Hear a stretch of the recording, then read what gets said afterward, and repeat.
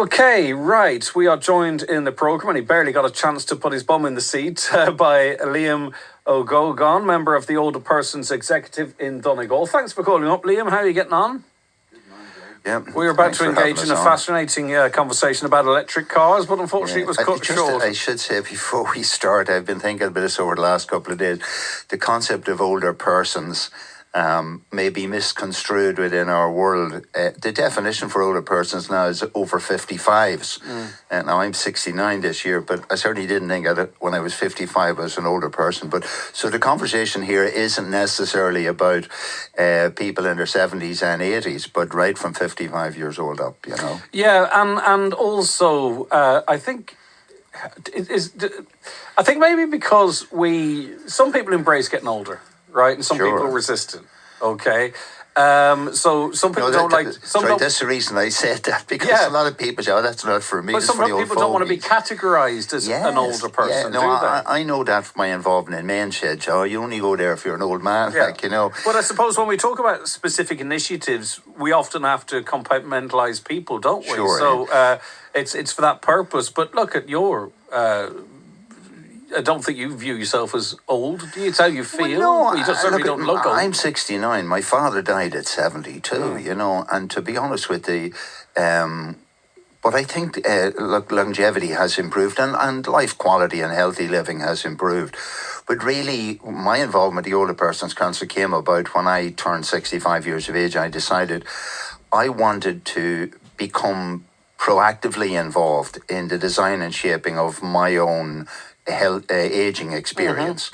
And, you know, I wanted for a service and a life quality which would be better than that was available to my parents' generation. I'm not complaining on behalf of my parents, but, you know, I heard earlier you talking about, say, the problems in Letterkenny Hospital today, just as I was driving in. And, you know, to a large degree, that can also affect older people as well. No, disproportionately. Obviously, as we age, we have health issues. But this whole initiative is about it. The whole initiative is called Smart Aging, and really we're saying as we age, two things happen. Well, firstly, you know, once I'm in a pensionable situation, I have a freedom that I didn't have, say, in my 40s. You know, I had childcare demands and work demands and things like that. So we are freed up a lot as we move into that over 55 years age group. So what can we do to age healthily? Do you think sometimes, just because there's an emotional health as well, I sometimes feel when I speak to older people that they feel that they have little to contribute, or that their contribution is over, and they struggle with that. It's about a feeling of self-worth, which I'm not going to feel. I'll tell you that for a fact. But a lot of this is sort of sometimes self-inflicted, I think. Just say, I mean, I retired as a lecturer in the third level at 55 back in 2009. And I do say that for a period of time after, I felt lost insofar as I don't have any purpose. Right, yeah, okay. You know, and more, I don't have any input. Yeah. Where do I, like in my daily work life, I had impact in whatever was going on, and suddenly I'm saying I'm not relevant in that situation. And that's taken an adjustment for myself because, well, certainly this year, I'm certainly relevant in determining what I want to happen for my life. But there's no reason to think that you retire and then you just lie about and do nothing. And in fact, I suppose when I became involved with the Older Persons Council in Donegal, you know what amazed me is we've had some Zoom meetings recently in relation to this event this weekend that we're going to talk about. But, you know, on the Zoom, they've either no hair like me or grey hair like a lot of the others with a bit of strawberry purple or whatever built in. But the reality is these people are real switched on. And, you know, every one of them is saying, oh, we don't want to be seen as somebody lying around waiting for somebody to put food in our mouth. We actively want to enjoy and be part of the future. And we embrace all these challenges and phenomenal changes that are happening. I think one thing that's happened in a post-COVID release is we all got a bit of a wake-up call in 2020 that the world as we knew it was simply put on hold. And when we've come out the other side, we say, you know, tempus fugit, carpe diem, grab the day because time's flying on. And maybe that's where a lot of this conversation has emerged from. Yeah, and we'll get on to what we're talking about too. But I think too, what COVID did, and I think we shouldn't forget it either, is that gave everyone or most people sort of an insight into what it can be like. You know, maybe if your partner passes away, you know, isolation, the lack of engagement with other human beings, you know, feeling restricted. You know, a lot of, and because sometimes society is not built up for people of all abilities, right? So how quick we forget that's the thing you see. No, but also the idea just of we were asked to physically isolate, but we ended up socially isolating. You know, that's the unforeseen thing. Like Donegal's 160,000 people, a lot of people in rural communities, etc.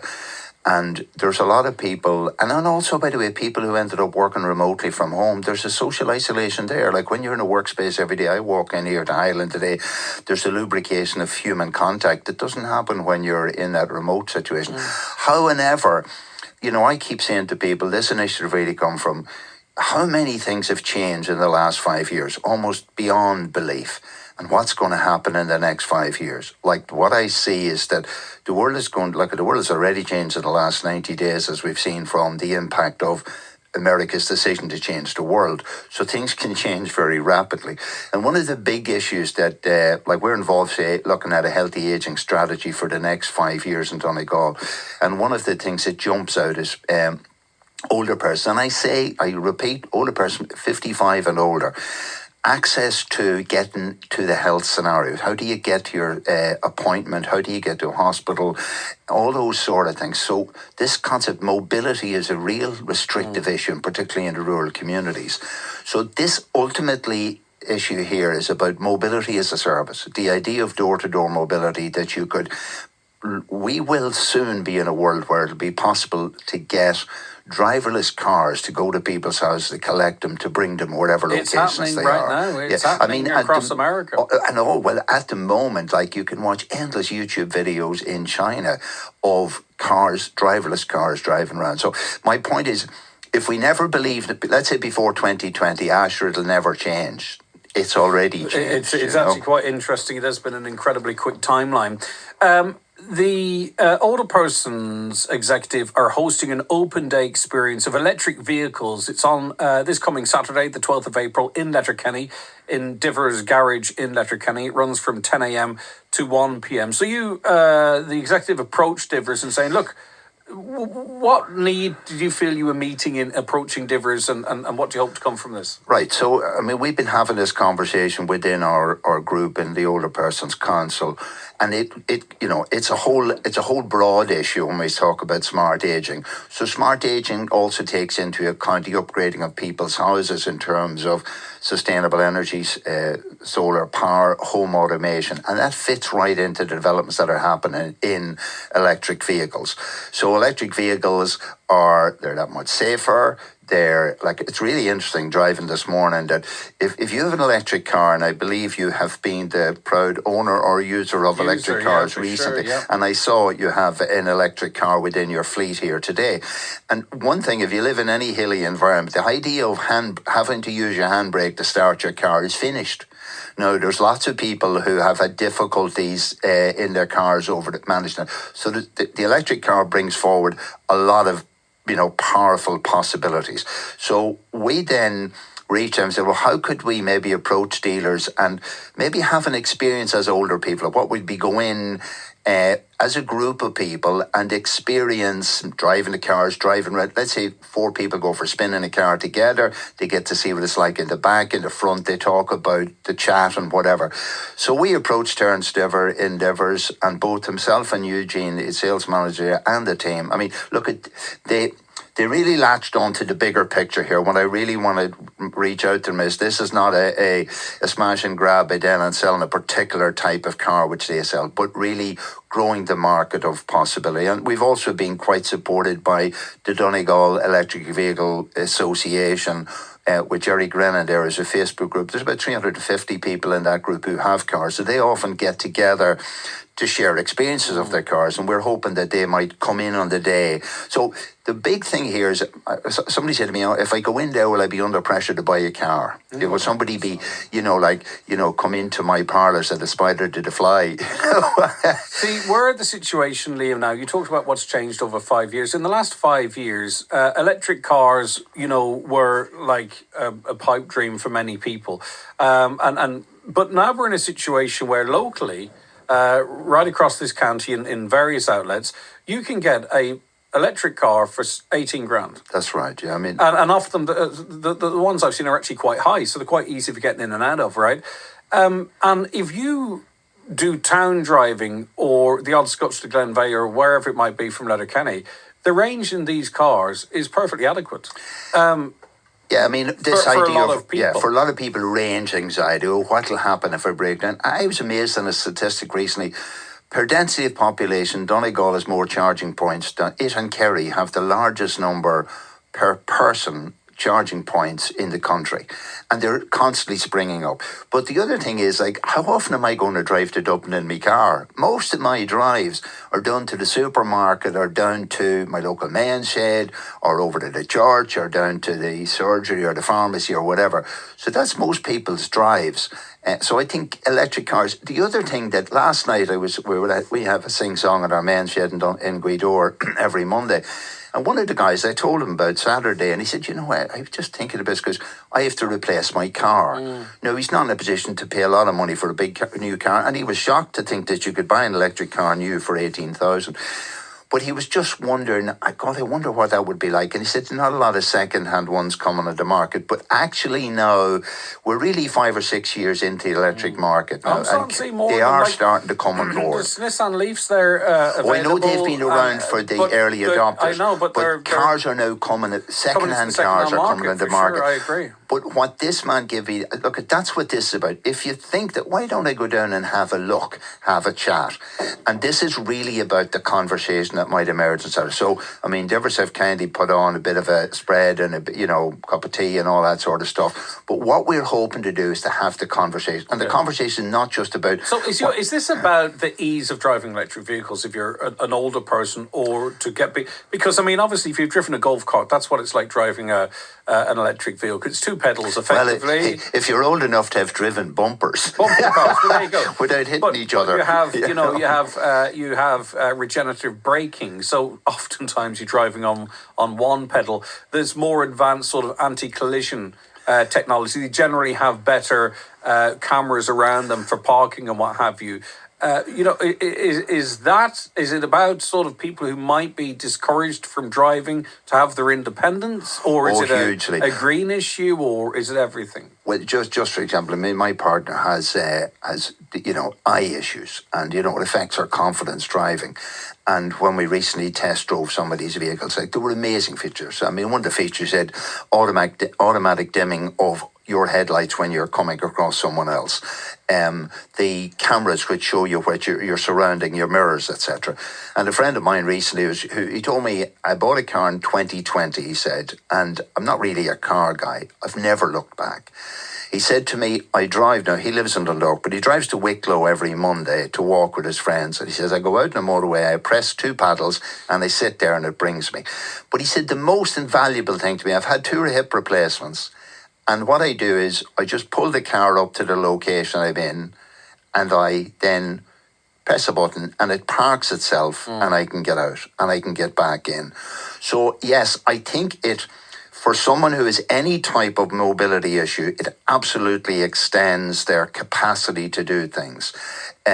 For people who want low maintenance, because obviously these vehicles, they just run. And somebody said, yeah, they break down. But look, I suppose my background is as an electronics engineer, and I suppose I've always loved motors. I was involved with the design of the Dart trains in Dublin back as far as 1982. Would you believe 42 years since electric trains are run in Dublin? And these are Rolls-Royce machines. And I just love motors. I always think, compared to, I know petrol heads will kill me here, but people who love internal combustion engines, so many moving parts. I mean, a motor really has a rotating armature, and really that's it. So for me, I love the technology, but I think that the ease of, interesting you say, getting in and out of them. So that EV car I saw out there today, in some of those models, when you're getting out of the car, the seat actually moves back and lets you get in and out. So I think that aspect is going to be of interest. But the other thing is that if it starts a conversation amongst people who didn't think that it was possible, look at, sure, I have a car 15 years and I look at it's done me okay. But I can tell you, if you have a 15-year-old car, you know what you're running into, regular maintenance problems, etc. The reality of it is, I think electric cars, one, they're getting better all the time. And the other thing is you're going to have, I think the service period might be something like 2-year service period, you know. But I'm just hoping, like, really what we would like to do is strike a foot forward for Donegal. Donegal is different. Let's make it a healthier place to live. And that idea of smart aging is central to it. Yeah, okay. It's an interesting one, and I'm sure there'll be great turnout. It's an open day experience of electric vehicles. It's on the 12th in Letterkenny, in Divers Garage in Letterkenny. It runs from 10 a.m. to 1 p.m. There's some treats on in store, all questions answered, I am sure. How do people just turn up on the day? Or yeah, no, it's the idea of bring a friend. I like to think that people say, look, let's go down and have a look at this together. I think it's very important that people will be made, like a number of us from the Older Persons Council will be there. And the other thing is, what we're also trying to do is drum up an engagement with more people. Like if you're over 55 years of age and you want to be part and you're passionate about the quality of life in Donegal, we in the Older Persons Council will welcome you. We're reaching out. So this has multiple strands to this. Of course. So Saturday morning, I say 10 to 1, good time in the morning. Come in, have a cup of tea and a chat. We'd love to see people. Okay, listen, it's been lovely having you over. Liam, you drive electric yourself? No, but I've ordered one. And again, the problem with ordering a car is once you order it, are we there yet? Are we there? I know. But I think that's not being sexist. I think that's particularly a male condition that we have. Oh, but when do we want the next schedule? Yeah. Just hopefully soon. I just go from one obsession to the next and I obsess over it until I get it. All right, okay, hopefully soon, as you say. Brilliant stuff. Liam O'Gogan, thank you very much for your time. He is member of the Older Persons Executive in Donegal. We've got contact details here for Liam, by the way, so if there's anything you want to run past him about the work of the Older Persons Executive or indeed the event taking place on Saturday, give us a buzz and we can hopefully connect you together. Right, talk